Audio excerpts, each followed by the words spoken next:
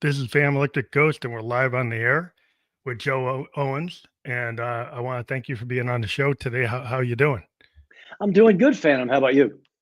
I'm doing great, and it's just fun to talk to people from all over the world. And it's great for you to. This is the first time we've been talking to you here, and Yeah. it's always fun to just do this as a live process. But before we get into the heart of the interview, I always ask guests a couple of standard questions. What motivates you, and why do you do what you do? Um, there's stuff inside me as there is inside everybody. There are books, movies, deals to be made, things to be done. And I just think that with anybody who feels that way, there's this need to get it out there. I have an opinion. I have a lot to say. I have things that I want to do. Some of them are crazy, Mhm. but I like to write books. I like to write film scripts. I like to raise money for independent films. I like every now and again to write things that challenge me or about things that I don't know about. I I tend to shy away from um, things that cause brain rot. I don't stare at television a lot, and I don't scroll on social Doom media a no lot. doom scrolling, no doom scrolling. Yeah, just no doom scrolling and no sort of staring at things because I'm not challenged by stuff like that. So I do what I do because I have a lot to say, and I love it, to quote the A team, I love it when a plan comes together. Yeah, that's true. I love scoping something out and saying I like to do this thing, and then you do it and it's like, damn, that was wow, that was hard, that was cool. Um I I do it because I do it. I Yeah. think anybody like yourself and other creative people, I think they just do things because they don't have any choice. They're driven to do it. Well, it feels like I talk to a lot of creators, film directors, musicians, painters, actors, Yeah, and what I find in the creative, community, every musician I've ever dealt with, it still plays, right? And I'm 57.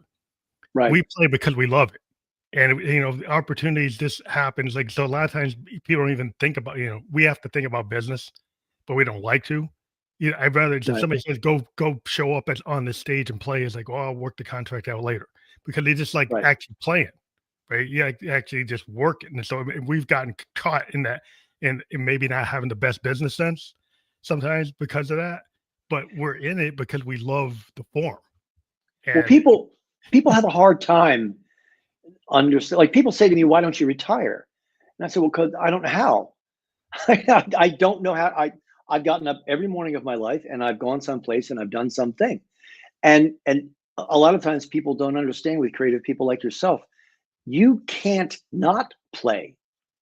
It's not possible for you because that music wants to come out, yeah. and you have to do it.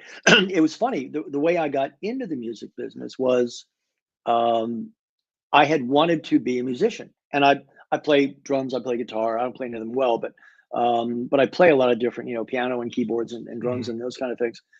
And I wanted to be a musician. I wanted to be an artist in the music business. I learned pretty quickly that I'd probably starve to death before I was 20. Mhm. But I was always the guy who did the contract with the club owner, or I was always the guy who got the posters printed. Or Oh, I was yeah, the marketing guy. I was the marketing business guy, guy. So business so it guy. was a normal transaction for me and transition for me to move from being the player to being the manager or the promotion guy or the marketing guy or the sponsorship guy. So I never had that regret that a lot of creative people have, that they weren't successful at their job and they had to take a step back and Mhm. and be something else in business. Well, I like the business piece, Well, you found because your I wheelhouse. Yeah, you I found what did, you yeah, yeah, I mean, because sometimes that's the problem is, people don't actually find out where they should be. Sometimes they get pigeonholed or kinda society tells them to be in the box, and yeah. that maybe that's supposed to be but it's not satisfying. So when you find something that's satisfying and speaks to you, that's a rare thing that people actually find the thing that speaks to them because a lot of times people do out of obligation, out of, just norms, and they just don't follow their heart. They go with what, is expected of. I was able to do the thing, whether it was helping to sign them to a label or helping them to cut deals with the record label or whatever, to do concert tours or those kind of things, to bring some great music to the people and help it get bigger and better and better. And so I always felt that my purpose was to do the business piece that brought the great music to people. But I So, never felt like for example, like I say, I write books, I write movies, I do things like that. I never felt that being a business guy in music stifled my creativity, mhm. because I was still able to sit down and write a book, you Yeah, know. well, you're still And being creative because yeah, so it you didn't stop me from being creative. So I was never I never felt that regret or that well, you letdown that you gee, I still couldn't had be on that my own. energy as a writer. Like, you're a Right. writer, and you found out maybe you weren't a songwriter, but you're a writer that could write a book, like, and not like, Yeah. you could write, and that's still being in the creative space, and you're around, like the Rolling Stones, David Bowie, and Paul Simon, so you worked with those groups on, like, the contractual business side? Is that what you were Yeah. doing? So what I did for the tours was, I helped put the shows on sale, like control all the marketing, make sure all the concert promoters were doing the marketing they were supposed to, using the approved advertising materials, including the sponsors in everything, getting the shows put on sale, getting the tickets put on sale the way that we had wanted them to be put on sale, the way that our research told us that we would sell the maximum number of tickets in the minimum amount of time, and work directly with the promoters. I worked with the public relations people. So I wasn't the PR guy that set up the interviews, but I was involved in that. I did the broadcast deals. So the syndicated radio broadcast, concert broadcast, the Oh, pay-per-view broadcasts, any broadcast of the concert. I did the sponsor deals. I've done $400 million worth of corporate sponsorship deals. Rolling Stones, David Bowie, $250,000 with one concert promoter, the big concert promoter in Canada.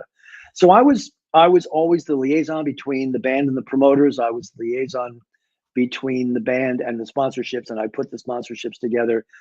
In my record company days, when I worked with record labels, I was the guy that went to the radio station and got the records played on the radio oh, stations. so they gotta talk Um, to the DJs, or got the DJ to Talked spin to it? the program directors and got the DJs to spin it. It was funny though, when I started out, I was really young, in sort of my late teens, and I worked for a small independent record label that became a huge independent record label in Philadelphia. It was Philadelphia International Records, and they had the OJs, Harold Melvin and the Blue Notes, and all that. Mm, Well, back in those days, because I'm 100 years old, back in those days, a lot of the places out in Pennsylvania, Wilkesboro and Scranton and places like that, and we're real happy to see a black man show up at the radio station. oh, yeah. So I've I seen was it. the white kid bringing the black records to the radio Oh, stations. so you're able to kinda make the deal. You're able to I get was it. I was the guy who the guys at the radio station in Wilkesboro, Pennsylvania, were a little more comfortable with than somebody from the label. So I really a varied kind of thing, from doing record promotion stuff, the concert stuff I loved. I loved working with concerts. I managed a Canadian rock band called Triumph Oh, no, I know for who they are. several years. Yeah, Well, they Triumph's actually they're record unsung heroes. I mean, a lot of people like love them, but they're great kinda band. not known like Zepp or Yeah. not known like the rest, but I know who they are. And you talked about earlier, you said that I might not have been a great songwriter, but I was a book writer. The cool thing about Triumph was that they actually recorded one of my songs. There was Oh, a song called World of Fantasy, cool. that the guitar player Rick Emmett heard me playing in the studio one afternoon. And so they recorded us. That was like the coolest thing They in give the you writing world that credit? ever They happened. they They actually gave me give you writing writing. credit. No, it was Oh, awesome. that's They gave me a awesome. writing credit and everything. That's Um, awesome. so I, you know, it was the business side. It was, and the sponsorship side was always very unique because you'd be dealing with the brand, um, Coca-Cola, Budweiser, American Yeah. Express, whatever. You'd be dealing with their creative people, and I'd be dealing with rock and roll. And I had one foot in each camp. And it was really interesting because some of the ideas that these brands came up with, well, we'll get the band to dress in pickle suits and Oh yeah, yeah, and yeah. we'll get a big sandwich. I'm like, oh my Madison God, Avenue guys is like, oh, maybe they're not in tune with oh what's hip. no. It was sometimes it was the worst. And trying to explain to sponsors that being blatant with your stuff, they Rolling Stones, classic example. They had big banners that they wanted to hang on the speaker columns of Mhm. like a can of beer and a bottle of beer. I said, don't do it. Yeah, I They gotta get into that. People are okay, and people are okay, a lot more okay with sponsorship now than they were then. Yeah, People are okay with sponsorship so long as you don't stick it in your face. yeah. If it's Like, not too don't yeah, don't make it so blatant. Like, be subtle, and that way it lets me as the promoter say, well, it lets us do more concerts and we can do a bigger production because Budweiser is providing, we can make the tickets cheaper, give Mhm. them all these positives. But if you stick a giant beer can in their face, no, Yeah, you put a not inflatable going to work. beer can on stage. I don't think they'll be into Don't need inflatable beer cans. No inflatable beer cans. Because the problem is a band like the Rolling Stones, somebody will have a knife, somebody will stab it. Yeah, And then no, that's not going to end well. no, it's like I don't think Keith's gonna be into that, Not so yeah, Keith is not going to be down with the big beer can. it's interesting, I think, because of your creative, like, vibe, you know, and I'm always into this idea of frequency and this connectedness, No, I'm with but you there. Yep. that, like, if you have a creative vibe, like, you had that sensibility, you knew that that's not gonna work, right? You're a creative person, you know what's like what feels authentic and maybe what doesn't feel authentic, and, these guys who are maybe in advertising and what they can sell on the soap opera is not what they can sell with the rock band, and No, so and you just nailed it. That word authentic. And that's the whole idea that I have. And the most recent book is the Rockstar Real Estate Agent. And it's basically about talking to real estate agents and saying, look, you need to specialize in something. You need to have a jam. So whether it's beachfront property, whether it's luxury homes, whether it's, condos, investment properties, whatever it is, you need to find a thing and make it yours and become the best at it as you can. And but it needs to be the authentic you. And take a guy like Springsteen, for example. So Mhm. Springsteen never set out to to be anything or to do anything. He just did what came out of him. And his first couple of albums, the record label Columbia actually thought he was going to be Bob Dylan Yeah, they thought because he was. yeah, they thought because they, the songs were very poetic and the images were great and all that Yeah, kind of they're in stuff. that And space. then It was a right, Dylan-esque space. right, and then Clarence Clemens shows up, and but his version of rock and roll was unique to him. But it didn't stop there. And I always say, look, nobody would confuse Bruce Springsteen with Metallica. Nobody's going to confuse Metallica with Aerosmith, and nobody's going to confuse Aerosmith with Justin Bieber. Like they have found their Their lane, signature. Yeah, their with Dylan. signature. Yeah, I mean, Springsteen's signature is like he's a storyteller, That's right. and he found a way to kind of create these, a lot of people think these things are coming like they're like I've read that they're he's a good writer. He Right. came up with a lot of these characters, kind of like me and Dylan in a way. I mean, he creates characters that are kind of what he pulls I mean, from the Bruce Springsteen, you're like the magic rat. I mean, come on, man. yeah. And He it, just pulls he's these characters out. but what's interesting about him, though, when you talk about the authenticity piece, which again, you absolutely nailed it. And if you're a real estate agent and you decide that, I mean, for example, a friend of mine wrote the foreword to the book, and she's all about mid-century modern, 50s and 60s ranch houses, great, really cool stuff. And so if you're into that kind of stuff, that's your jam. You're Mhm. going to hang out with people who like that. You're going to know where those people are. So it makes it easier for you because it's your authentic self. It makes it easier for you to do that piece of real estate. But with Springsteen, even though he was doing well, and in his autobiography, he talks about it, right around the time of the River album, he said, I still felt kind of empty. I felt like there was a piece missing. And that's where he came up with the idea that his music really helped people understand the difference between the American dream and the American reality. Mhm. And so many Steinbeck of his Steinbeck fans, kinda like blue collar guys, steel workers, people who worked with their hands, and women who got out and they were there every day, and they were teachers and nurses and those kind of things. And everybody had this idealized version of the American dream. You get the house, you get married, you get a nice job, you get a gold watch at the end of 25 years. But that's not the reality. That is not the American reality. So he said it felt more genuine to him to be able to write songs that he knew made people enjoy themselves and have a good time and dance, but at the same time to say, I'm with you. yeah. And I mean, And look at him now. Look yeah, at and the he does have statements that he's a making. little bit of a subtext in them because they You bet. have they on its face, born in the USA, born, that song in its face might appear to be some kind of anthem. But when you Right. actually deconstruct it and look at what's going on, it's not Right. as obvious. It's like that's what I like about good writers and good writers like Dylan and Springsteen and Lou Reed. They have subtext, they have depth to their work. And so when Oh you go boy. into their work, some person might only hear the chant of the refrain Right. of the but other people who dive into it, they get the result of their listening skills. Well, Bruce Springsteen's Born in the USA and John Fogerty's Fortunate Son are the same song.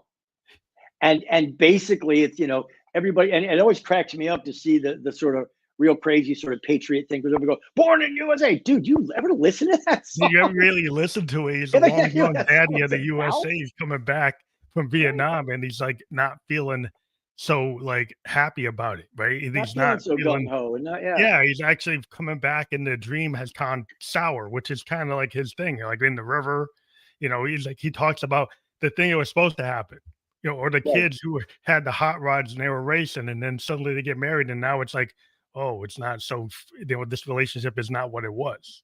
And he Yeah.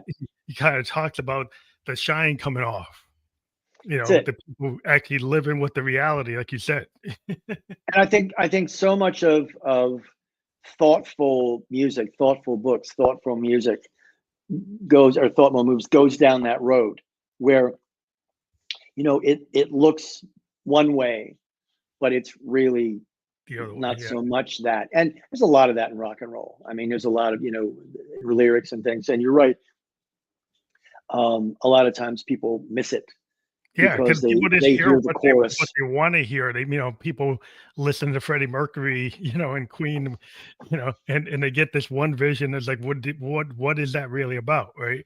You know, and it's like people listen to a song like REM. It's one of their Right. biggest songs. And everybody say it's a love song, and then Michael Stipe's like, "That's not really a love song."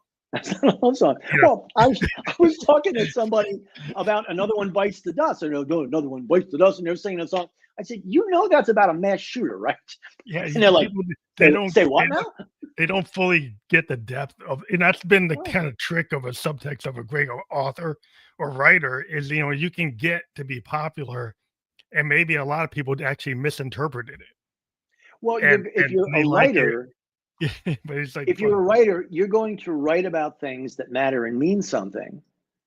Um, but it was always, the thing that struck me, and it's the reason why I ended up writing the Rockstar Real Estate Agent book. And when I talk to people about the whole music industry thing and artist thing, um, they are who they are.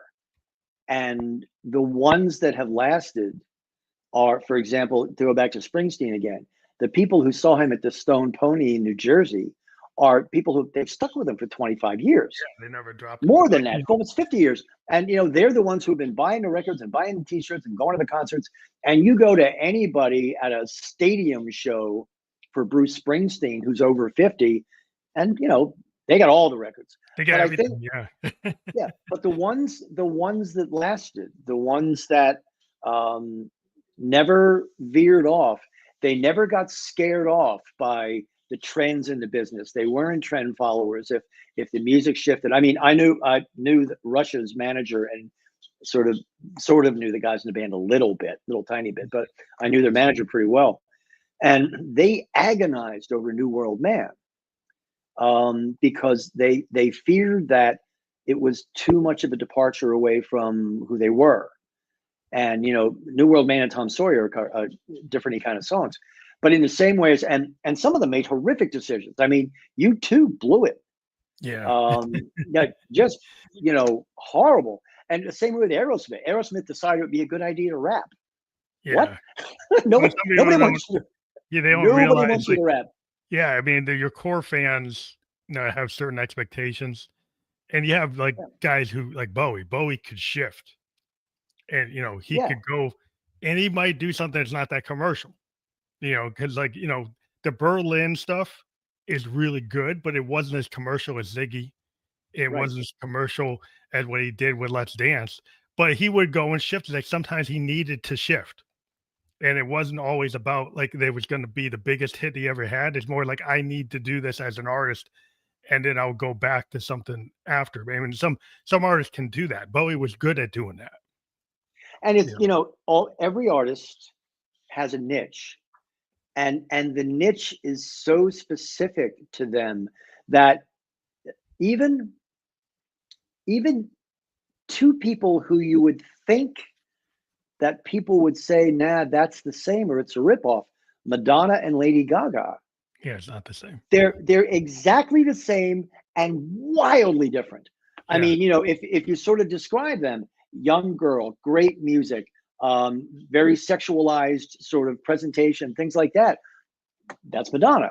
But I could be describing Lady Gaga. But yeah, they are. Nobody's ever going to confuse the two, and certainly nobody's ever going to confuse Lady Gaga and Dolly Parton. no, Um, but I think the artists find a niche. They own the niche. It's theirs. And for example, you mentioned David Bowie. David Bowie's niche was change. yeah. So he's He able was to a live in that. shapeshifter. He was a He's able to chameleon. live in So that. nobody, whereas with a normal rock band, U2, Aerosmith, whoever, they're they're going to be doing very much the same version, like Stephen King, who keeps writing the same book over and over again and just changing the characters. Writes great books, but there's a formula, there's a Stephen King-ness Yeah, about him as a it's kind writer, of and it's the same thing. And in the case of U2, with Zeropa, right? That was the one who yeah, was a little weird before oh, October yeah, it Baby. went electronic. Um, Yeah, the yeah, guy. and the fans, they'll give you one, right? They'll say, "All right, you're not crazy about it. Don't do that again," and you'll get a pass for like an album. But it's interesting too. The mindset. I think one of the greatest marketers in history is Gene Simmons from Kiss. Oh yeah, they're good Absolutely market. brilliant marketing guy. And one of the things you hear a lot from real estate agents is there's so much time between transactions with people who buy a house, and it could be 4 or 5 years before they buy another one. Hmm. So it's really hard to stay in touch with somebody for that long. And I said, well, what, don't you have any friends? But Gene Simmons talked about it, and he said, look, we put an album out, we book a tour, we go on the road, we've got 3 hit records, so we have to stay on the road. Then we come off the road, then we detox, then we write the material, then we go into studio. So it could be 5 years before a band puts out their next album. So what do they do in the meantime? Everything that they do is consistent with their niche. They do a walk on roll in a movie. They, you know, they're never going to be a country band, but maybe they do a duet with Blake Shelton on an Hmm. album. It's like Jagger did Don Henley. Don Henley has on that album that he did. I can't remember the name of it, but he's got a bunch of different guests on it. But it's very much kind of a Sweet Virginia kind of song that Henley did. Hmm. I think it's something Rose, Wild Rose, something. But Jagger's singing the background vocals, and so they do things like that. And that's I say to real estate agents again, because that's the most recent book. But when I work with people, I say, look, you have to figure out valuable ways that you can maintain your relationship with people while not compromising your niche. So if you say, I'm going to do mid-century modern houses, I'm going to do luxury houses, you can't just do everything. You've got to stay in your lane. And if somebody comes along and says, if you sell luxury houses and somebody comes along and says, well, I'd really like to buy a horse farm, give it to the guy that does horse farms. Mhm. Please, God, don't try to sell a horse farm to somebody if you've never been on a horse farm. And that goes for whatever kind of sales stuff you do, whether it's making movies, whether it's making music. The one thing that rock stars get, they know who they are and they know how to stay in their lane.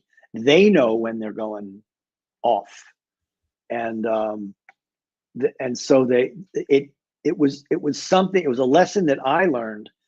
And when you think about how hard it is, I mean, I hate American Idol to the core of my being. There's nothing that I hate more than that.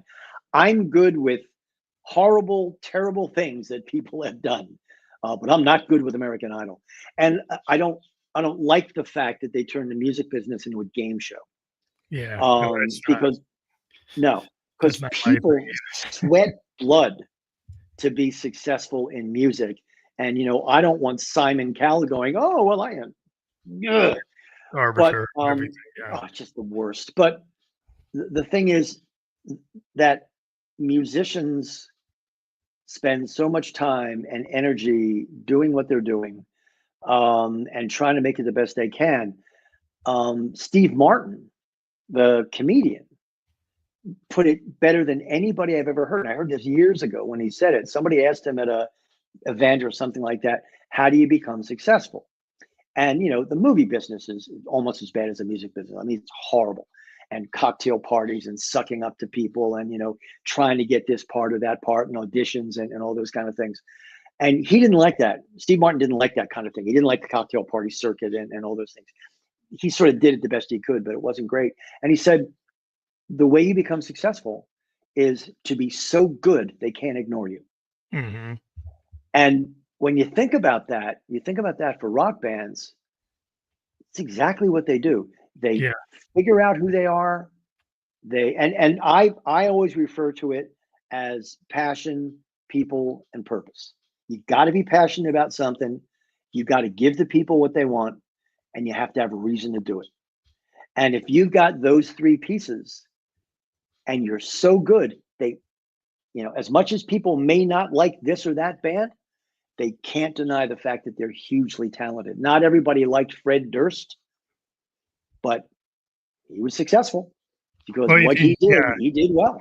you think of like the Hendrixes, the Jim Morrisons, Yeah, uh, well, I like to see the evolution, but like my good story is kind of like if you look at fusion modal jazz, right? You look at like, like Miles Davis and right. Coltrane, and Yep, these are people who evolved like over right, time. It's like their whole sauce is like Weather Report, that type of thing. Wait, Herbie Hancock.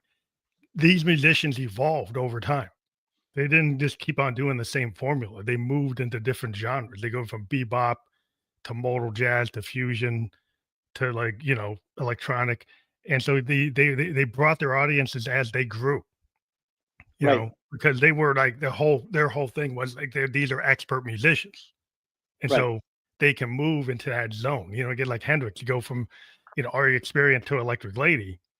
right, It's like a super jump. It's like, going from Sergeant Pepper's, going from the first Beatle album, like Help, to like Sergeant Pepper's Abbey Road, White Album. They're not in the right. same lane.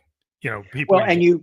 they they bring the fans along, especially Coltrane and guys like that. I mean, they would educate the bands, or fans, and they'd uplift them a little bit, and they'd bring them along because as much as they were doing something different, they were still themselves. They were still their authentic selves.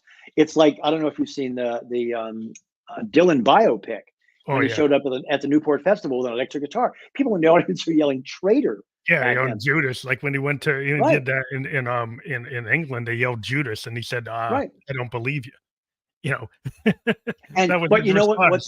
He just kept What's on going. interesting too is when and in the Rockstar book, I I talk about how bands. I'm getting excited about this. I'm sitting up straight and everything.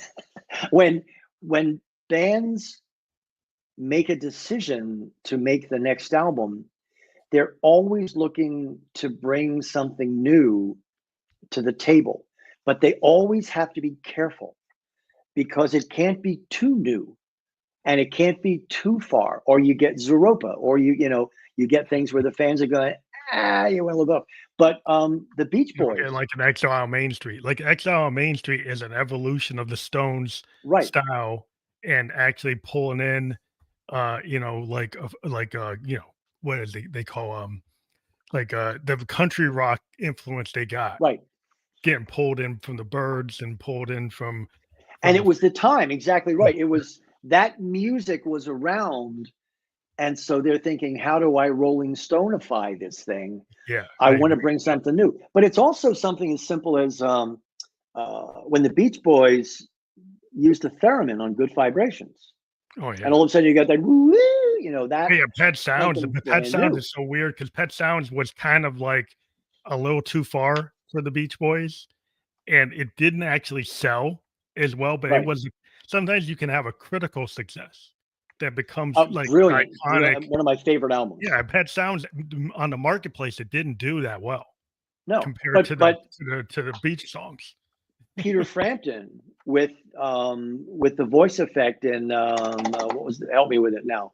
Oh, Um, yeah, I know what you're talking about. you know what The I'm talking about? The yeah, air kind of water a bag vocoder. thing. Yeah. Yeah, it's like an early vocoder, but not a vocoder. Right. So all of those things, bands are always looking for, can I like Paul Simon bringing in, Yeah, South Africans. sort of third South African music. They always want to bring something new to the table that will bring the audience along and educate them a little bit and help them understand, this and this and this. Whereas the same, by the same token, back in the radio days, back in the top 40 radio days, what they were looking for was a sound. Mhm. They just wanted certain sounds on the radio. And I remember there was a girl singer. Oh God. Well, Like the at some Motown point, I'm gonna. sound, the stack sound, people wanted a certain No, style. this was. She sounded like Heart, Oh, like Heart. and Right, yeah. yeah, So she she sounded wanted like to Heart, and there were lots and lots of Heart records on the radio. And then suddenly Hart wasn't making any records. And so this girl, whose name I will remember, put out a record and hugely successful because it sounded just like Hart. Heart, and the Heart had And wasn't on the stage, so she was able to take advantage of let the me let me tell you sort of a funny sideline story. This was is a weird wake up call for me. I wrote a book way back in 1993 called Welcome to the Jungle. mhm. And Welcome to the Jungle was kind of a handbook for garage bands.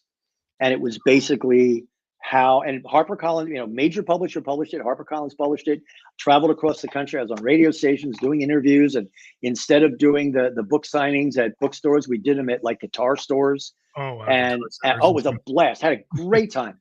And basically it told garage bands, this is how you get to the A&R guy, and this is how you get recorded. This is what a PR thing does. It was like 300-page book about how to be a rock I star. could do it, yeah. So a couple years or so ago, I guess, I'm looking on eBay, and suddenly this book written about the music industry and released in 1993 is selling for $50 Wow. on eBay. And I'm like, so the music business looks nothing like it did in Yeah, 1993. yeah, it's not the same at all. Everything is different. It is not the same business at all.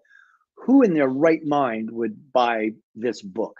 So I had a couple copies. So I threw them up on eBay, and I said, I sold them for like $20 or something. And I said, okay, come and buy the book. So the one guy contacted me and he said, can I buy the book? I said, sure. I said, let me ask you a question. Why in the world are you buying a Way a bunch of money. 30-year-old or 40-year-old book? And he said, it's a history book. Oh, he wants to I know about said, that. I'm sorry, what? He said, it's a history book. And he said, you and he explained to me, he said, look, when you wrote that book, top 40 radio made hits with singles. Mm-hmm. FM rock radio like WMMR in Cleveland and WMMS in Philadelphia and KLOS in LA, they were the mega radio stations for FM rock. Mm-hmm. Gigantic record stores like Tower Records is where you bought your records. Promotion guys, like Paola promotion guys, independent promotion guys, they were getting records played on the radio. Record companies were huge, monolithic, controlled the business, huge concert promoters. And it was the epitome. And he said to me, it was the Roman Empire era of the music business. He said, and what we use it for now is to show students, this is how we got where we are. Mm-hmm. This is what it was. It was as big and monolithic. And that very thing is what prompted all of the democratization and all of the changes. How do we fight back against the giant record companies?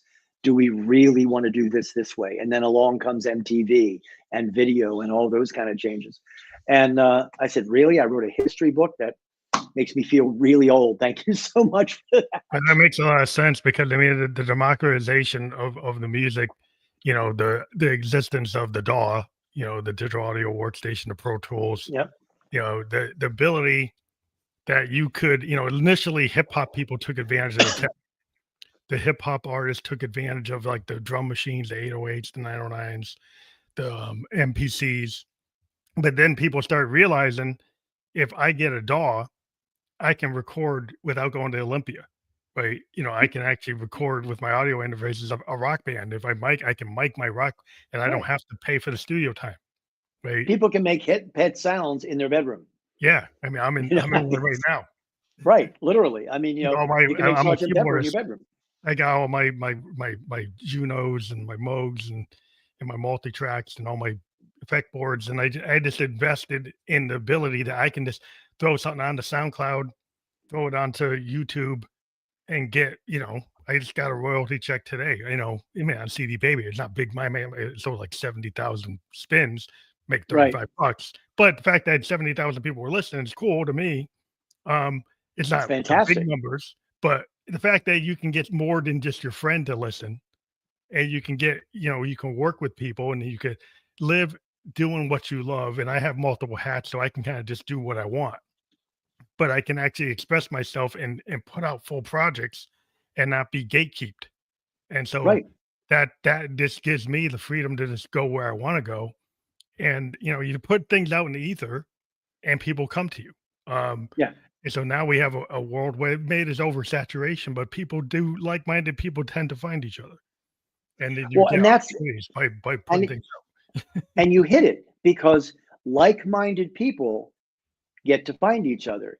What is that? That's a niche.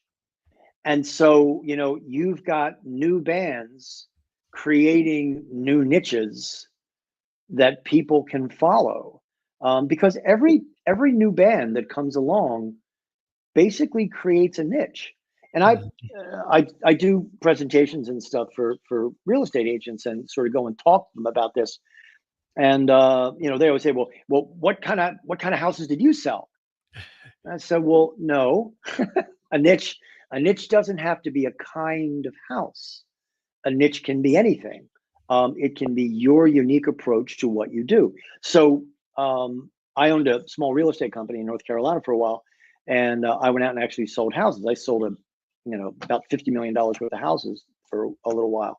And so what I did is I would meet with somebody and say, look, I have no idea what color your kitchen should be. I have no clue what shiplap is. I don't know anything about decor at all. So if you're looking for an interior decorator, however, I know everything about money. So when we talk about houses, I'm going to tell you that house is going to appreciate 1%. That house is going to appreciate 4%. This house is going to be an area that 2 years from now is going to be a commercial zone, and a muffler shop is going to offer you 3 times what you paid for it to tear it down and build a muffler shop. So my niche was money. Mhm. And so I would tell them, these are the properties that you want to buy that are going to deliver maximum return for you Like an financially. investment, like you're more like a Wall Street type of guy, you know? I was more You're like a Wall choosing Street guy. and moving it like you're treating it as an investment rather than this is like, you know, the decorum of the day. But what was interesting was that my customers, my niche, were people that were either financially oriented, engineers, scientists, so people who were numbers oriented or data oriented, And they can as understand it. opposed to, you know, people who, well, oh, isn't this beautiful? Or it's, I mean, I say to people, Aesthetic I don't care. oriented, yeah, they got the Yeah, aesthetic I oriented don't care. person versus like the person who wants to treat it as an investment. I don't care about your kids. I don't care about your yard. I don't care about any of that kind of stuff.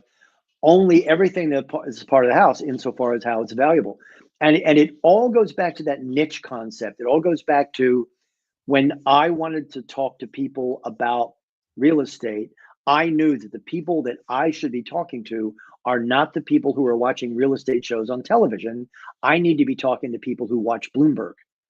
Yeah, And yeah, so it, you CNBC know, or something. made my life dramatically easier because I knew where to fish. You fish where the fish are, You gotta know and who your audience is, like, you know, it's like, got you to know, know like who being your an audience artist. is. Yeah, Right. you gotta know, like, your whole wheelhouse. It's like, where are you gonna li how are you gonna, you know, operate? And if you don't have a good, can't if you can't read the room, like a comic that goes on Exactly. stage, they're gonna Exactly right. bomb they're not gonna bomb because they're aware. But they could bomb, but they're gonna course correct, so you're not gonna remember to bomb, right? Because 'Cause they're gonna Yeah. course correct so fast that you'll forget about that. Or they're going to bomb and tell themselves afterward that everything was fine, just so they don't jump off a bridge and they can do tonight tomorrow night. But no, I think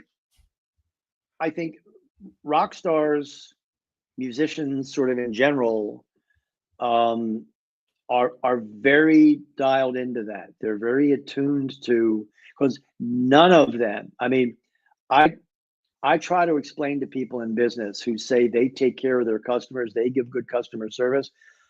Believe me when I tell you, nobody in any business takes better care of their customers than rock stars. They love their fans and they would never do anything. And they're really careful. And you see a rock star do something stupid, and it ends up on video and on social media. They smack a paparazzi guy or something like that for taking pictures of their kids. They course correct really quickly because no rock band can afford to alienate their fans. Yeah. They just can't do it. And so I always talk about the fact that if you want to find a group of people that are very niche oriented, very concerned about authenticity, never want to go too far, and take very good care of their customers, that's a rock band. Um, I think some of the stuff. I mean, the financial model of the record business has just collapsed. It's the reason why bands only make money from touring now. And if you go back to the day, bands made money from their records. Yeah. They had 12 tracks on there. They made money when records got played on the radio with performing rights. They made money from their T-shirt sales. They made money from their concert ticket sales. But what happened was the record companies became multinational corporations. So whereas once upon a time you could get your record royalties, you could also get tour support money from your record company. You could also get an advance on your t-shirts before you went on tour, because they were all separate companies. Mhm. So the t-shirt company was different from the record company, which was different from, so you Yeah. had all of these revenue Different streams sources, coming yeah. in. Then suddenly along comes Sony and says, all right, we're going to sign you to the recording contract, the t-shirt contract, so now you don't have three different revenue streams. You got one, and it's your Mhm. record company. And what they're doing now is cross collateralized, which is a horrible phrase. What they're doing now is they're paying themselves back for making your record.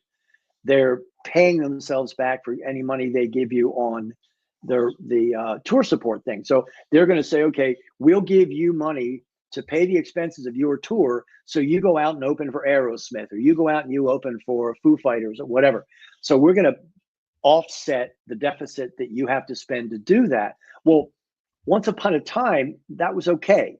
You got your advance from the record company to make the record, and you have to pay that back, which a lot of people don't know. And now you don't really have that royalty stream anymore. They give you money to tour, which they kind of do now, but they took that back from the record company or from the record royalties. But the t-shirt company was separate. Yeah. So you still had your t-shirt money. Well, now if the record company is the t-shirt company, so now they're taking their t-shirt money back too.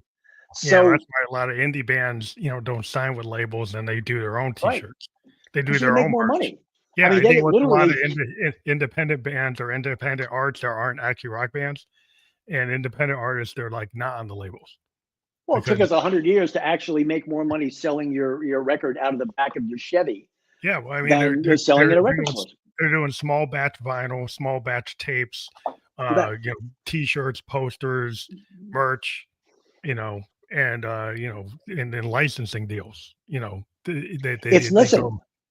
It's not all that different than indie publishing on Amazon for a writer. Thousands of books come out every day, and like 11 of them actually make any money, but they take a huge chunk. So you'll sell a book for $10 and the writer will get 3. Yeah.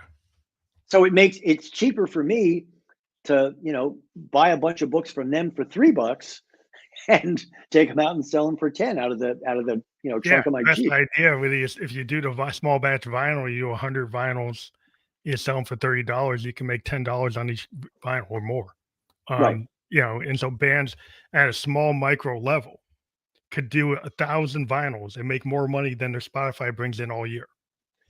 Right. Exactly. And they sell 10,000 and they make even more. And then they actually can afford to tour because they can actually run and they don't have to be hitting 3 million or 5 million or 100,000, 100 million streams to make any money. They can actually make money at a smaller scale.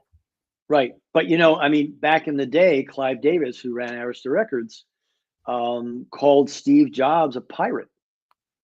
When iTunes came along, turns out he was right. Because bands were making a lot of money and digital was just another revenue stream. When digital took over as the only revenue stream, then you got Spotify. And as you said, 70,000 spins will make you $35. $35. Yeah, that's why you got to sell the vinyl. Because if you sell the vinyl and I sell 1,000 vinyls and I get $10, $15, you see how much more money you make. That's right. It's like, so if you do a small tour, hitting Boston, New York, Philadelphia, you hit these small clubs and you have a merch table and you sell that, you'll actually make money. And you won't owe the record company, for your Econoline van that you rented. That's right. But yourself. everything niches down, and that's why the slogan for, let me make sure I get it right.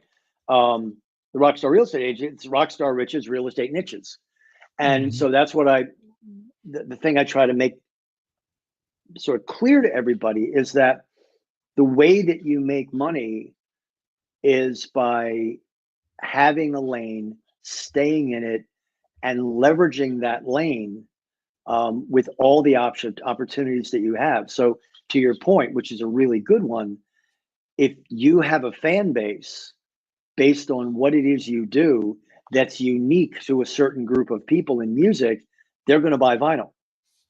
In the same way as, try to explain to real estate guys, look, if you get what they call a listing appointment and you're going to go to somebody and you're going to talk to them about selling their house, well, you go in and you say, well, hey, I'm Joe and I sell houses and I've done this and I've sold that many. And when I do it this way, blah, blah, blah, blah, blah. Whereas my friend Angela, who specializes in mid-century modern, the mid-century modern person who's selling their house have heard of her. And she comes in and all she has to say at the listing presentation is, so how can I help you? Because she comes in pre-sold. Pre-sold, so yeah. She has nothing to prove. when she walks in the door. Yeah, you're And building a reputation. You're building like that whole that you can leverage, you know? and you can't build a reputation if you're a jack of all trades. And I always say, look, here's the thing. Bruce Springsteen, Metallica, Lady Gaga, whoever it is, they can fill an arena or a stadium with their music and their people anytime they want. The band that can play everything, disco, polka, country, whatever, they're playing at the Anderson wedding at the country club this weekend. Yeah. So, I mean, that's it. If you're a jack of all trades, Master of none. I mean, that's just the typical thing. 'Cause like if you get that niche, and your wheelhouse could be, your Sun Ra, and like, Sun Ra was a very experimental jazz outfit. yeah, Now they're kind of known as the Velvet Underground of jazz. Now they're right, they're looked at the same level, but they had that niche from the 50s to the like 80s, and right, they built it up, and now their heirs are getting the benefits of their labor because they created a sound, they created an identity. So if you create one of these kind of intellectual properties of your identity, like Lou Reed did it, like with the Velvets, like the Velvets were ahead of their time. In '66, only artists and producers understood who they are, right. but Bowie got into them, and by the time Lou went and did Walk on the Wild Side, he helped them put that out. And Right. suddenly there was a synergy where what was cool in '66 was suddenly cool in the mid '70s. It's like what happened with Dylan when he went electric. And when he went electric in '66, people didn't get it. By the same style of music in '74, '75, '76 is that filling stadiums. No, So sometimes, yeah, Vincent Van Gogh died broke. yeah, sometimes you're a little ahead of the curve, Yeah. and but if you stick with it, the people will get on the train. Well, and like I said a couple minutes ago, that when you're a rock band and you create your band, you create Bruce Springsteen or you create Lady Gaga, your fan base may be 11 people, and eventually it turns into millions.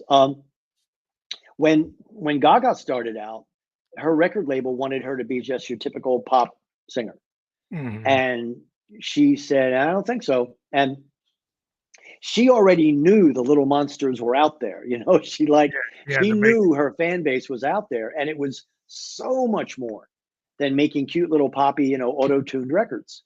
Um, and she she had stuck to to her create that guns. stagecraft like a Bowie. She became like Right. this idea that you can do that kind of as a woman, you can do that Bowie kind of reinvention and But a that's not stagecraft, but that's not easy. Well, I it's hard to mean, do. the so all the bands that we've never heard of are the ones who caved in. Mhm. They're the ones who abandoned their niche of who they Yeah, are. yeah, They caved and they said, okay, well, we'll take the money. And there were some bands that sort of half caved. But if you stick to your guns, if you know who you are, and I think at the very beginning when we started the conversation, when I said you can't not play your music, yeah, you have to play the music because it's in there to have to get out. I can't not write books because that's yeah, yeah, that's having my a sort good of creative niche. passion. And I think that if you really believe in who you are and what you do, you Right, you can you see that with can't, Rush. Yeah, I yeah, mean, you can't look like at Geddy yourself in Lee, the I mean, Geddy mirror if Lee you've was given up. he was like they looked at his voice, they listened to his voice, and people couldn't really get his voice. At the beginning, people Right. had a hard time with Geddy Lee's voice, but he Yep. stuck with it and kept on perfecting its range. And it was and Geddy Lee's voice in rock is a unique voice. Yeah. It doesn't sound like anybody else. So once they were able to like, "Hey, well, I'm not gonna try to get rid of it. I'm gonna perfect it. I'm gonna double down on it." And they knew it wasn't the typical rock voice, but he eventually, because he stuck in, put the time in, it started to have dividends. And Right. sometimes, like you said, you gotta invest. It's like instead of trying to revamp his voice to be like Robert Plant or something, he didn't do that. He No. invested on, and say, "Hey, we're gonna go all in."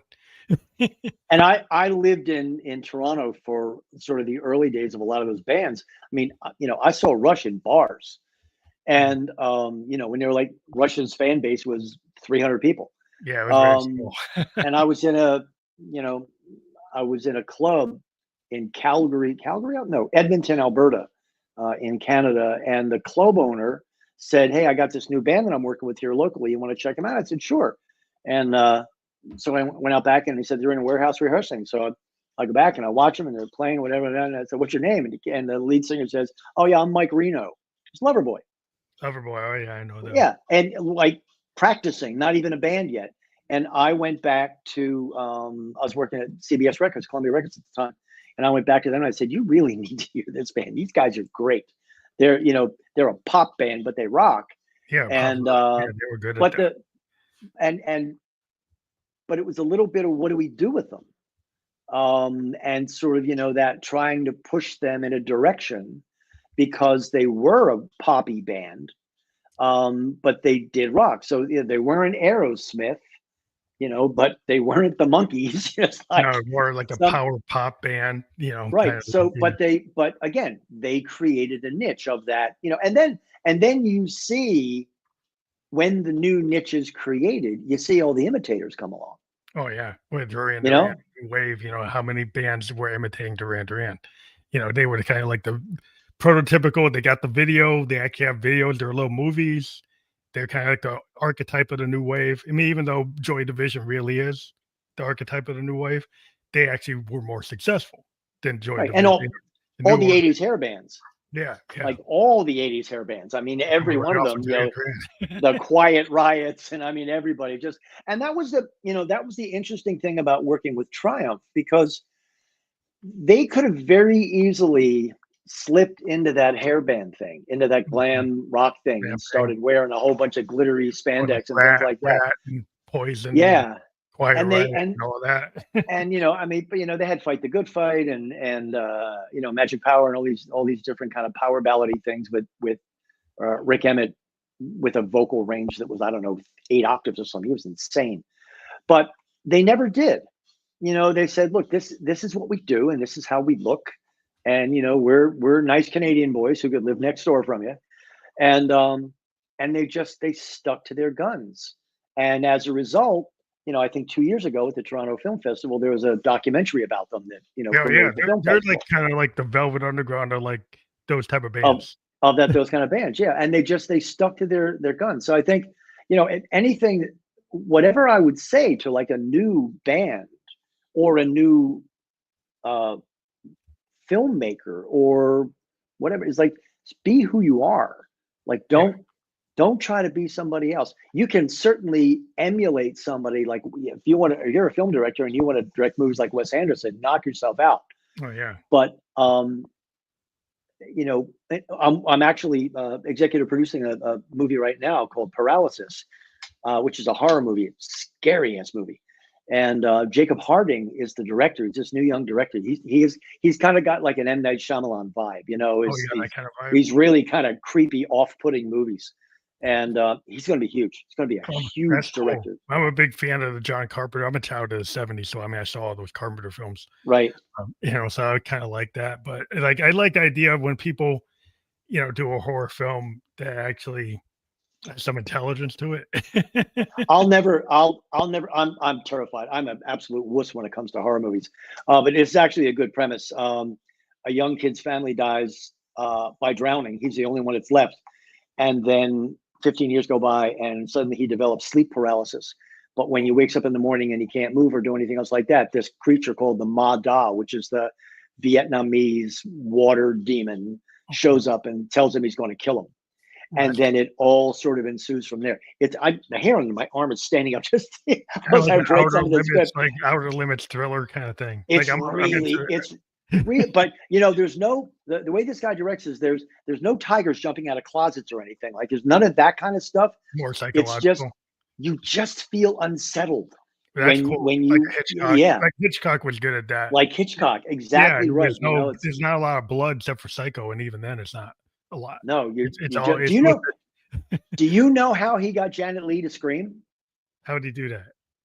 So the way he did that was he told the set guys, he said, "Look, right when he pulls back the curtain, turn off the hot water Oh, and that's make it pretty ice cold water." that's That's how he got her to a scream. trick. Yeah, you It's never very know cool. these film tricks. Yeah, Oh, he hated actors. He thought actors were cattle. And but yeah, all those little tricks. But you be yourself, you be authentic, and I think the thing is, if you are actually authentic, you won't change because you can't. Yeah, well, the thing is about, I think what we were talking about Bruce is like the vulnerability he's willing to put into his record, into the content and or the authenticity of it is, he's not trying to sell you some kind of widget. No, no. He's actually telling you a heartfelt story. He's getting it across like any great American's author. Like And you're he reading. doesn't care whether you buy his record or not. I Yeah, mean, he's just doing it, he'd because like you he'll to. do. Yeah, I mean, he'll do something like a Nebraska, and then that's not going to sell what the E Street Band does, but he'll do it. Right. And I Right. like the fact he would do these little side projects by himself to get out something. Like a Bowie, like, I want to get this out. I want to do this And that idea. was And that was kind of cool. Stephen Colbert asked Springsteen the other night to name his top five, and Thunder Road was there, and Jungle Land was there, and something else was there. But Nebraska was in Springsteen's top five. I love Nebraska because he went on the 4-track Tascam and just put out something very authentic, very kind of Yep. going back to kind of a Dylan-esque type of idea. And you're right. He wasn't trying to sell any records. He just said, and again, the reason why you play music, the reason why I write books, anybody who has that creative spark in them, Yeah, you get the idea. You need to get it out. Bug. You get that bug. You like the muse gives it to you, like the Victorian said, and artists we can channel. And I think people appreciate it when they're looking at a piece of art that's been channeled, where they know that somebody actually put their heart and soul in it, and it wasn't contrived, and it's not just like, just trying to sell it like the next widget or the clone of this or clone of that. That's what people appreciate. And that's why there's always, we don't have a lot of time, but I think AI is cool, and I'm a tech guy and I use it. However, it never is going to write 90% of my song. I'm going to use it as a tool to help me write part, give me tools, but I don't use it to play my Moog. I don't use it for the Hammond B3. I don't use it to play my Yamaha piano. I think the thing is too, if you do use it to write your song, don't call yourself a songwriter. Yeah. And too many people are doing that. People are saying, well, I never had time to write a novel, but I used AI and now I'm an author. No, you're not. You're a prompter. You're a typist. You're and a typist. I use it. I actually use AI to replace editors because I can take a chapter, I can put it into ChatGPT and say, please make this consistent with the Chicago Manual of Style. So it'll check stuff like that, yeah, commas, periods, quotation marks, stuff like that. That's what I use it for. I don't even go so far as to tell it to make suggestions for a better word or something like that, because I think that's cheating. And I don't judge. Audio processing and to like mimic instruments. Like if I want to mimic like a mellotron, and I want it to find like a certain type of mellotron signal, find me a WAV file that gives me that, because I can't afford the mellotron. So, but I'm still, when I go to play that mellotron, I'm using my hands. And you're not, but plus the fact too that you're not going to let AI make the decision as to whether or not to use a mellotron. Yeah, I'm making the decision. That's your decision, right? It might give it to me. I was like, no, I actually going to have to go find one. I didn't like it. I talked to this Canadian lady. She was 92 years old, and she was a poet. And I asked her where her inspiration came from, and she said, "I feel it coming." Mm-hmm. And I said, "What do you mean?" And she said, "I feel it coming across the plains like a wind, and I am scrambling for a pencil because I know it's going to hit me." And she says, "It comes and it hits me, and there it is, and I got to write as fast as I can while it's hitting me, because then it's off and it's gone." Yeah, and I feel like that when I've talked to a lot of musicians that have said that. Now, the story before we leave, Hendrix was with the Isley Brothers in a recording session, and he actually put down something that he said came from the universe, had nothing to do with the song he was writing. Right. And they were pissed because like he's using their recording time and he pulled in like this cosmic thing, right, in 66 or 65. He pulled this cosmic thing in that would really fit on our experience, but it doesn't fit on an Isley Brothers record, right? That's a And you're like, great what the story. heck is that? And so the universe gave it to me, and I got to put it down. But that's how it kind of comes. That's how Well, it comes. Tom Waits told a story. He said, I was out driving one day and all of a sudden I got this great idea. And he said, I stopped the car and I looked up and I said, I'm driving here. I'm driving a car. I can't But get it but right now. that's where it comes from. It comes from nowhere. Nobody knows why. There it is. And Download. you got to grab it when it goes through. Yeah, it's that download. But I want to thank you. We hit our time mark. It's You been know, great, man. I feel like I've been talking to you for 5 minutes. It's a great conversation. I just like to do this. Like, it's very authentic to have like a natural conversation. But we have joeownbooks.com. We talked about 3 of your book titles. I'm assuming you can go to that website, and that's how people can get to your books, other than going Everything's on there, Amazon and there's some contact for me as well if they want to reach out and any questions or anything like that. Love to hear from readers all the time. And that's fully clickable. Not right now, but in the podcast description, we've been on Facebook, LinkedIn, and YouTube. We will be on Apple Podcast. We'll be on Spotify, iHeartRadio, Amazon Podcast, a bunch of other channels by tomorrow. And we'll have a landing page we'll provide to everybody who's your fan, and they can choose which way they want to listen to it or watch it. And I want to thank you for being on the show tonight. We appreciate it. Great. Thank you so much, Pam. It's really been a pleasure. Thank you.